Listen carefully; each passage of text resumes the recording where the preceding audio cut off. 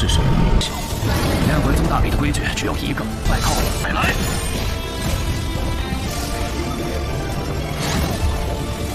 只要等赢，算。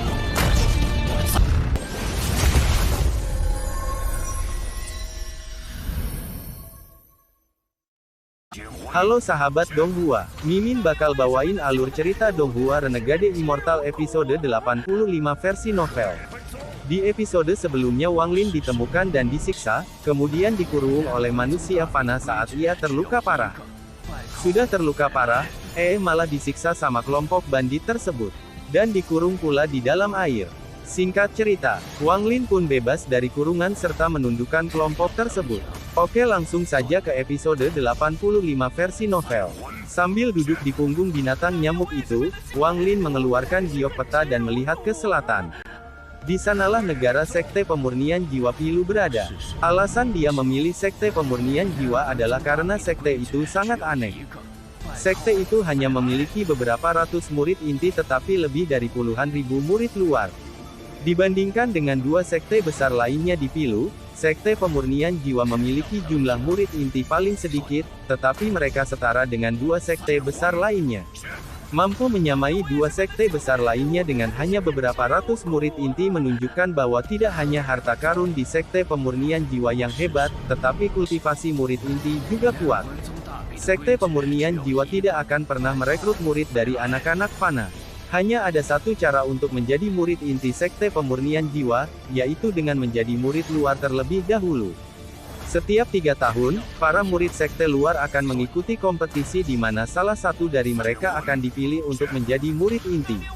Para murid inti juga berkompetisi setiap 3 tahun, tetapi dalam kompetisi mereka, salah satu dari mereka akan dikeluarkan. Ini berarti bahwa meskipun seseorang menjadi murid inti, mereka masih dapat dikeluarkan. Sangat mudah untuk menjadi murid luar, asalkan seseorang membayar cukup batu roh, mereka bisa memperoleh status murid luar untuk jangka waktu tertentu. Ada beberapa gunung besar di sekitar sekte pemurnian jiwa dengan energi spiritual yang beberapa kali lebih padat dari biasanya. Disinilah para pengikut luar sekte pemurnian jiwa tinggal. Meskipun mereka adalah murid luar, mereka sebenarnya hanya membayar batu roh untuk menyewa gua tempat berkultivasi. Metode sekte pemurnian jiwa sangat aneh dan jarang terlihat di Suzaku, dan tidak ada yang tahu alasan mengapa mereka melakukannya seperti ini. Karena itu, Wang Lin memilih sekte pemurnian jiwa.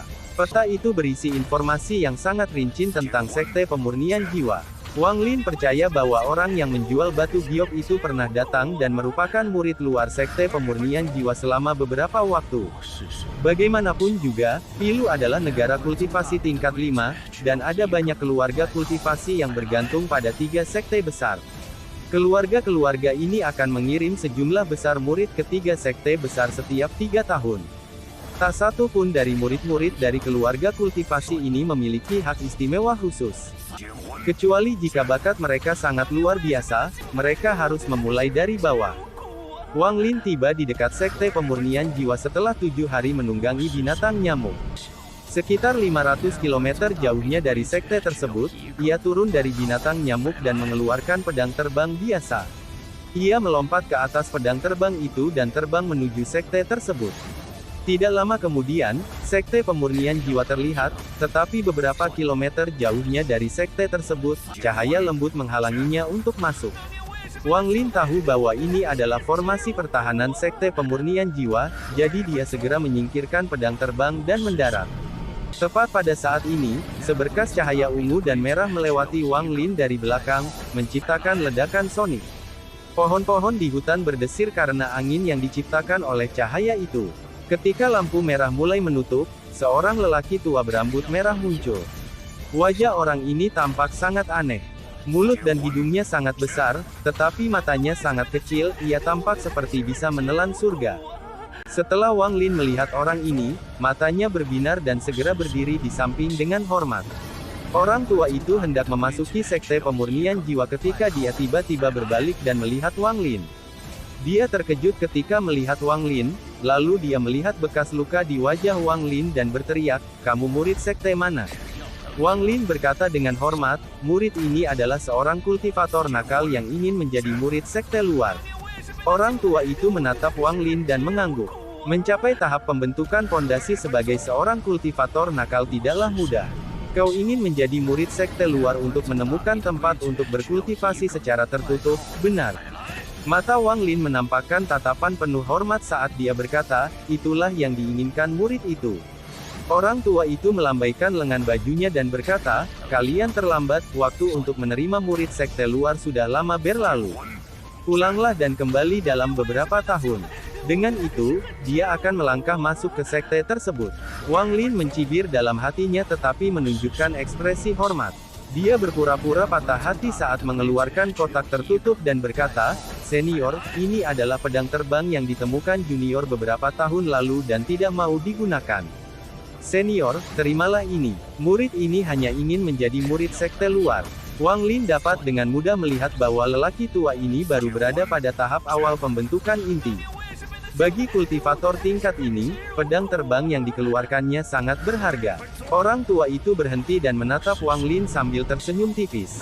Ia mengira Wang Lin pastilah seorang kultivator nakal, karena ia jauh lebih pintar daripada mereka yang berasal dari keluarga besar. Ia melambaikan tangannya dan kotak tersegel itu mendarat di telapak tangannya. Ketika ia membuka kotak itu, ia memperlihatkan ekspresi gembira. Namun dia segera menyembunyikan kegembiraannya dan dengan tenang bertanya, di mana kamu menemukan ini? Wang Lin berkata dengan hormat, bertahun-tahun yang lalu, saya menolong seorang kultivator formasi inti. Ia terluka parah dan saya membantu melindunginya saat ia pulih. Ia menghadiahkan saya pedang ini sebagai ucapan terima kasih, tetapi tingkat kultivasi murid tersebut terlalu rendah untuk menggunakannya. Mata lelaki tua itu berbinar dan berkata, oh, cedera seperti apa? Jelaskan padaku. Dengan pengalaman Wang Lin selama 500 tahun sebagai seorang kultivator, yang harus ia lakukan hanyalah mengarang sesuatu dengan santai dan itu akan terdengar nyata. Setelah lelaki tua itu mendengar sedikit, keraguan di hatinya menghilang. Bagaimanapun, orang di hadapannya hanyalah seorang kultivator pembentukan pondasi. Tanpa melihatnya secara langsung, tidak mungkin baginya untuk menggambarkan lukanya dengan jelas. Meskipun ada beberapa tempat yang agak meragukan, itu normal. Jika dijelaskan terlalu jelas, itu akan tampak palsu. Baiklah, aku bisa melihat bahwa kau telah bekerja keras untuk mencapai tingkat kultivasimu, jadi aku akan membuat pengecualian. Ikuti aku. Dengan itu, lelaki tua itu memasuki sekte pemurnian jiwa. Pada saat yang sama, ia mengeluarkan sebuah token dan menempelkannya di belakangnya. Cahaya yang menghalangi Wang Lin untuk masuk segera menghilang. Wang Lin segera masuk. Ikuti aku dengan seksama. Ada banyak batasan dalam sekte pemurnian jiwaku, jika kau memasuki salah satunya, aku tidak akan menyelamatkanmu. Setelah itu, lelaki tua itu terbang maju. Wang Lin menepuk tasnya dan sebuah pedang terbang muncul. Dia melangkah ke pedang terbang itu dan mengikuti lelaki tua itu. Tak lama kemudian, lelaki tua itu berhenti di sebuah tebing. Di sana ada sebuah istana mewah dan banyak rumah di dekatnya. Setelah lelaki tua itu mendarat, dia berteriak, Chang Dawei. Aku datang, si rambut merah. Apa yang kau teriakkan? Sebuah suara malas terdengar dari salah satu rumah. Tak lama kemudian, seorang pria parubaya keluar. Rambut orang ini sangat berantakan, seperti sudah bertahun-tahun tidak dicuci. Pria tua berambut merah itu tertawa dan berkata, ini adalah murid yang kutemui di jalan. Bagaimana kalau kau menerimanya sebagai murid luar? Pria parubaya itu menguap sambil melirik Wang Lin yang berdiri di belakang pria tua berambut merah itu. Dia berkata dengan malas, karena kamu sendiri yang bertanya, bagaimana mungkin aku menolaknya? Tetua berambut merah itu tersenyum dan berkata, kali ini aku mengumpulkan lebih dari 100 jiwa pendendam saat meninggalkan sekte. Aku akan menambahkan mereka ke bendera jiwaku dan menjadikan salah satu dari mereka sebagai jiwa utama. Setelah aku selesai, aku akan datang dan minum bersamamu. Dengan itu, lelaki tua itu terbang ke kejauhan. Pria parubaya itu menatap Wang Lin dan bertanya, siapa namamu? Wang Lin berkata dengan hormat, murid itu bernama Qian Mu. Gua ke-1090 di gunung ini akan menjadi milikmu. Biayanya satu batu roh kualitas menengah untuk menggunakannya selama 1 tahun. Pria parubaya itu melemparkan token hitam ke arah Wang Lin. Wang Lin berpura-pura sakit hati saat mengeluarkan 2 batu roh kualitas sedang. Setelah pria parubaya itu mengambil batu roh, dia tidak lagi memperhatikan Wang Lin dan pergi. Tepat saat Wang Lin hendak pergi, pria parubaya itu tiba-tiba bertanya, "Apa yang kau berikan pada si rambut merah?" Wang Lin menjawab dengan jujur, "Pedang terbang yang diberikan oleh seorang senior kepadaku di masa lalu." Tidak heran si rambut merah begitu bahagia. "Qianmu, meskipun kamu berada di tahap pembentukan pondasi, kamu tidak boleh berbangga diri. Meskipun tidak banyak kultivator pembentukan pondasi di antara murid-murid luar, masih ada jumlah yang lumayan. 6 bulan dari besok adalah saat kompetisi murid-murid sekte luar dimulai. Jika kamu bekerja keras pada kultivasimu, kamu mungkin memiliki kesempatan untuk menjadi murid inti." Pria parubaya itu kemudian menggelengkan kepalanya dan berjalan masuk ke ruangan. Pada saat ini, Liu Mei melihat ke arah sekte pemurnian jiwa dari sebuah gunung yang berjarak 25 km. Dia memegang sepotong batu giok. Batu giok ini dikirim kepadanya oleh leluhur melalui utusan. Meskipun tidak dapat menentukan lokasi pasti Cheng Yu, batu giok itu akan bereaksi jika dia berada dalam jarak 50 km. Pada saat ini, batu giok itu melepaskan cahaya hijau. Liu Mei berbisik, "Apakah dia ada di sekte pemurnian jiwa?" Seberkas cahaya hijau terbang di atas sisi timur planet Suzaku. Namun, orang ini tidak terbang dengan tubuhnya, melainkan dengan jiwa asalnya. Dia kacau balau, ada 3 penyok seukuran kepalan tangan di jiwa asalnya. Masing-masing penyok memancarkan cahaya perak. Orang ini adalah leluhur klan setan raksasa. Dia terluka parah oleh anak iblis Suntai dan harus melarikan diri dengan jiwa asalnya. Dia bahkan tidak punya waktu untuk mengkhawatirkan Wang Lin. Namun, anak iblis itu sangat aneh, ia tidak pernah mengucapkan sepatah kata pun dan hanya mengejarnya. Dalam beberapa bulan terakhir ini mereka hampir mengelilingi seluruh planet sekali. Selama pengejaran, leluhur klan setan raksasa terkena beberapa pukulan anak iblis. Bekas tinju kecil ini tidak boleh dipandang remeh karena telah melukai jiwa asalnya. Jika bukan karena fakta bahwa ia telah menjadi seorang kultivator untuk waktu yang sangat lama dan memiliki beberapa teknik rahasia klan setan raksasa, ia tidak akan bisa lolos. Dia terlalu terluka untuk menggunakan kekuatan garis keturunannya lagi, jadi, pada akhirnya, dia memancing anak iblis itu ke utara yang ekstrim. Ada batasan kuno di sana yang telah berlaku sejak planet Suzaku didirikan.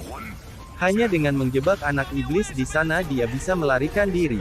Saat ini, dia sangat lemah dan tidak ingin menarik terlalu banyak perhatian, jadi dia segera kembali ke klan setan raksasa. Mengenai apakah Chihu dan anggota klan lainnya berhasil keluar hidup-hidup, dia sudah lama melupakan mereka. Setelah kembali ke klan iblis raksasa, dia segera merasuki anggota klan dan memulai kultivasinya yang tertutup. Adapun Wang Lin, dia tidak berani mencarinya sekarang. Suzaku sudah mulai menyelidiki masalah ini, jadi dia hanya bisa mengatupkan giginya dan menyerah tanpa daya untuk saat ini. Meskipun dia tidak menangkap Wang Lin, dia mencuri pedang terbang misterius ini. Pada saat ini, leluhur itu membuka matanya. Dia bergerak-gerak di dalam tubuh yang dimilikinya dan matanya menjadi gelap. Tubuh yang dirasuki ini akan membutuhkan waktu untuk menjadi miliknya sepenuhnya. Waktu ini bervariasi tergantung pada tingkat kultivasi orang yang dirasuki dan orang yang merasukinya. Mata leluhur itu berbinar. Ia menepuk tas penyimpanannya dan pedang surgawi itu terbang keluar dan melayang di hadapannya. Leluhur itu menunjuk ke arah pedang surgawi dan jeritan memilukan bercampur permohonan belas kasihan segera keluar. Leluhur itu berteriak, "Roh pedang, muncullah." Gas hitam tiba-tiba keluar dari pedang surgawi dan membentuk sosok Suli Guo. Setelah melihat leluhur klan iblis raksasa, dia langsung memohon belas kasihan. "Tuanku, kasihanilah. Tolong jangan bunuh aku. Aku dipaksa oleh orang bernama Wang itu. Kebencianku padanya tidak lebih kecil dari kebencianmu, tuanku. Aku membencinya sampai ke tulang." Setelah leluhur klan setan raksasa mendengar kata-kata Suli Guo, dia tertegun dan kemudian langsung tersenyum. "Kamu memang roh pedang yang aneh. Kebanyakan roh pedang sangat bertekad dan setia." Suli Guo segera menunjukkan senyum senang dan berkata, "Kakek musuh." Sang leluhur menatap Suli Guo. Suli Guo segera mengubah ekspresinya dan berkata, "Bagaimana mungkin roh-roh pedang pelayan itu bisa dibandingkan denganku? Orang bijak tahu siapa yang harus mereka ikuti." Leluhur klan setan raksasa menatap Su Liguo dan kemudian menembakkan sinar hijau ke arahnya. Su Liguo segera mulai menjerit dengan sedih sambil berbicara buruk tentang Wang Lin. Leluhur itu mendengus dan mencabut mantranya. Ia lalu berteriak, mulai hari ini dan seterusnya, kau adalah roh pedangku. Karena kau menyerah atas kemauanmu sendiri, aku tidak akan membatasimu. Lagi pula, di tanganku, kau tidak akan bisa melarikan diri. Sebenarnya, cahaya hijau itu dimaksudkan sebagai segel, tetapi alih-alih menyegelnya, malah melukai Su Liguo. Lelaki tua itu sangat terkejut, tetapi ia tidak menunjukkannya di wajahnya. Ia memutuskan untuk menelitinya lebih lanjut setelah ia menyesuaikan diri dengan tubuh barunya. Su Liguo segera menunjukkan ekspresi bersyukur. Ia menepuk dadanya dan berkata, "Tuanku, jangan khawatir, aku selalu setia. Wang Lin memperlakukanku dengan buruk, jadi aku memberontak terhadapnya, tetapi tuanku memperlakukanku dengan sangat baik, aku tidak akan berani mengkhianatimu. Ini sumpahku. Jika aku melanggarnya, biarkan 10.000 iblis menusuk hatiku." Melihat ini, leluhur klan setan raksasa menjadi lebih tenang. Su Liguo menghela napas lega. Dia diam-diam berpikir, sepertinya kakekmu Su Liguo pintar. Aku tidak tahu kapan iblis itu akan datang dan menyelamatkanku, jadi aku harus melawan. Aku akan menyerah dulu dan kemudian membalas dendam pada orang tua ini di masa depan. Aku, Su Liguo, sangat setia. Iblis itu telah baik padaku, jadi bagaimana mungkin aku mengkhianatinya? Mata leluhur klan iblis raksasa berbinar. Awalnya dia ingin memusnahkan roh pedang ini dan menggantinya dengan miliknya sendiri. Namun, jika itu bukan roh pedang awal, dia tidak akan bisa menggunakan kekuatan penuh pedang itu. Terlebih lagi, roh pedang ini tidak sederhana, ia telah memperoleh cukup kecerdasan untuk memohon belas kasihan dan menyenangkan orang lain. Oleh karena itu, ia semakin tidak ingin melepaskannya. Harus dikatakan bahwa sangat jarang bagi roh pedang untuk memperoleh kecerdasan. Selama pertempuran, manfaat dari roh pedang yang cerdas sangatlah besar. Dia tidak tahu bahwa Su Liguo bukanlah roh pedang asli dan alasan dia cerdas adalah karena dia adalah iblis. Bahkan jika Su Liguo melanggar sumpah yang baru saja diucapkannya, hukuman itu tidak akan merugikannya sama sekali. Malah, dia menunggu hukuman itu datang, karena hukuman itu justru akan memperkuat dirinya. Leluhur klan setan raksasa merenung sejenak sebelum memasukkan kembali Su Liguo ke dalam pedang dan memeriksanya dengan saksama. Semakin banyak yang dilihatnya, semakin terkejutnya dia. Pedang ini jelas tidak biasa. Aku bahkan tidak tahu terbuat dari bahan apa. Matanya berbinar dan dia dengan hati-hati meletakkan pedang itu ke dalam tasnya. Adapun Wang Lin, dia mengambil token itu, terbang di sepanjang gunung sampai dia menemukan Gua 1090, dan terbang ke dalam. Gua ini tidak terlalu besar. Sangat mirip dengan yang dia gunakan di Sekte Heng Yue. Yang ada hanyalah ranjang batu, bahkan tidak ada meja. Namun, energi spiritual di sini sangat padat, beberapa kali lebih padat daripada di luar. Bahkan sedikit lebih baik daripada sumur di desa awan api yang ditenagai oleh 3 batu roh berkualitas tinggi yang hampir habis. Meskipun energi spiritual yang dilepaskan oleh batu roh berkualitas tinggi mudah diserap, namun tidak memiliki rasa kekuatan. Terutama batu roh yang hampir habis, mereka sama sekali tidak memiliki kekuatan. Energi spiritual yang dilepaskan oleh urat roh di sini jauh lebih baik. Wang Lin duduk dalam posisi lotus di atas ranjang batu dan mulai berkultivasi. 3 hari kemudian, Wang Lin membuka matanya dan menggelengkan kepalanya. Ia merasa masih terlalu lambat.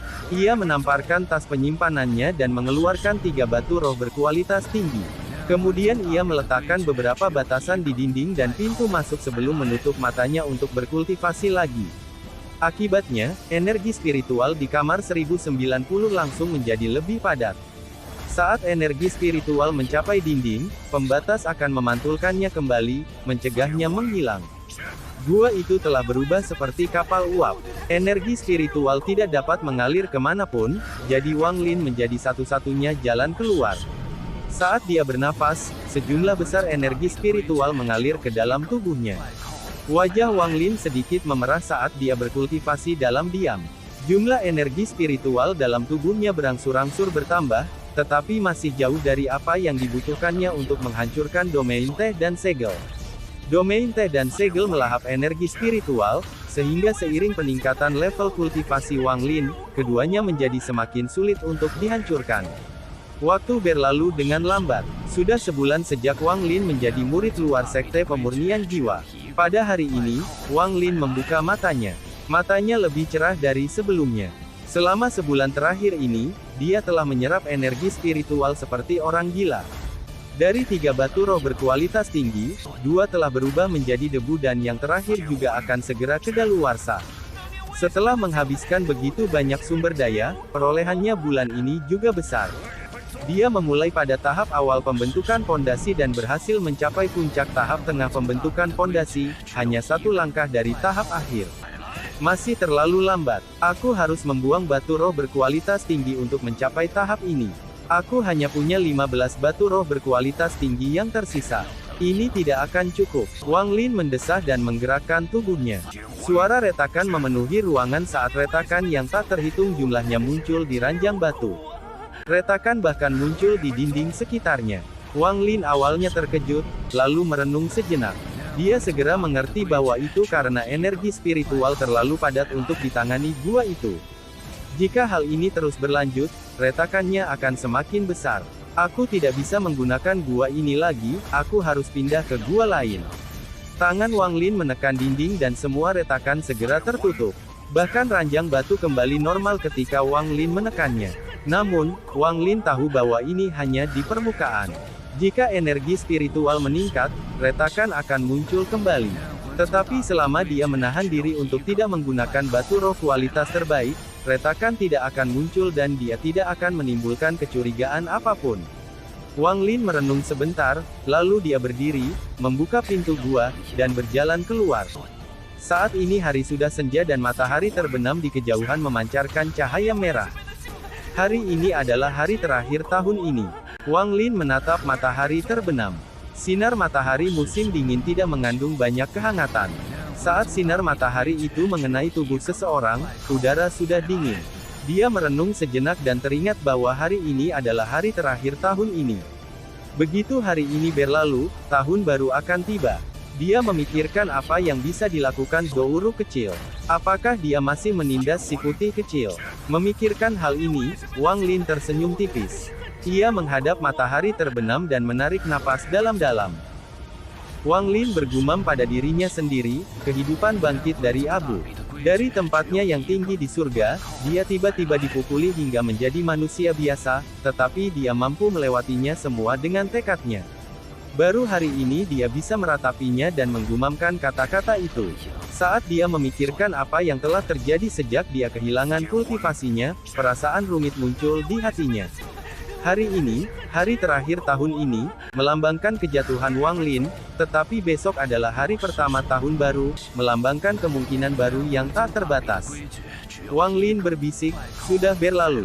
Pada saat ini, sosok gadis cantik perlahan terbang menuju Sekte Pemurnian Jiwa di tengah matahari terbenam. Oke, cukup sampai sini saja ceritanya, nanti bakal Mimin lanjut di part selanjutnya. Terima kasih sahabat Donghua sudah menonton dan mendengarkan ceritanya. Jangan lupa di like dan subscribe agar Mimin semangat buat ceritanya.